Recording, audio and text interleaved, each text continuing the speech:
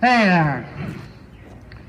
I'm speaking on behalf of Berkeley Post Office Defenders, and there's many of us who've played important roles in the long collective effort to stave off the sale of this building, and I want to thank them, whether they're here or not. Sandy Sanders, who designed the artwork for the incredible little postcards that you've seen, and Alyssa Eisenberg, who's videoed and tweeted and blogged a lot of the events here. John Mirko, whose activism and financial support helped us a lot. Debbie Notkin, who set up the BPOD website and maintains it.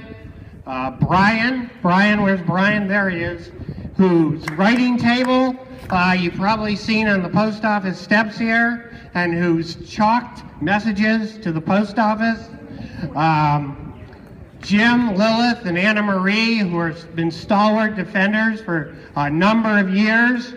And then Greg Jan over here, who was, as far as I know, the first person to suggest rezoning this post office as a tactic.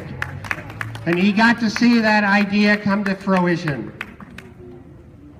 Ed Bio, I don't know if he's here, he might be in the tent. He was here a few minutes ago. He's known as Ed Not Bombs.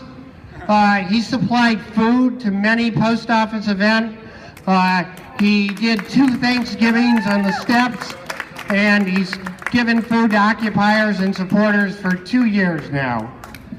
And then Kristen didn't get mentioned, kind of. She spoke, but she was one of the first people to suggest the direct action occupation of this post office about 2 years ago.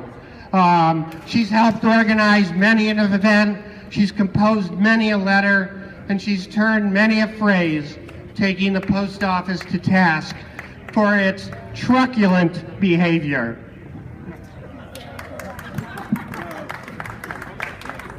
Carol Wolfley, who Kristen spoke about, and whoops, right in the middle here, sorry. Mike Wilson, is Mike here? He was here. Mike Wilson was instrumental in organizing the first encampment. He also constructed many of the signs like these that you've seen in the bulletin board. He wrote much of our literature, and he's done countless other tasks, large and small.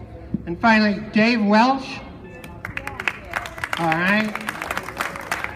He was organizing to save post office nationally even before the Berkeley post office sale was contemplated. And I suspect that without him, the effort to save post offices across the country would never have gotten off the ground.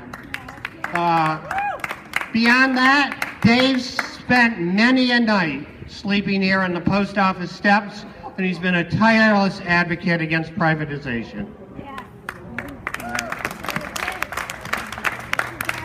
And I haven't even mentioned all that saved the Berkeley post office, and first they came from the homeless people. I will note too, who've joined BPOD for many occasions and events, Sally Nelson and Sharon Maldonado. Thank you, thank you, thank you. So, just a couple more words. I'd like to reflect on this. I mean, it takes a great many people, a really large number of people with different skills and temperaments to create resistance. From people willing to litigate to people who are willing to face arrest. From people who can write to people who can draw to people who can sing. From people who can organize to people who can disrupt. Not everyone's going to agree all the time, or even most of the time. But if everyone fighting for the same thing can hold it together, then sometimes we can make progress. And we've done that just here. So thank you all very much.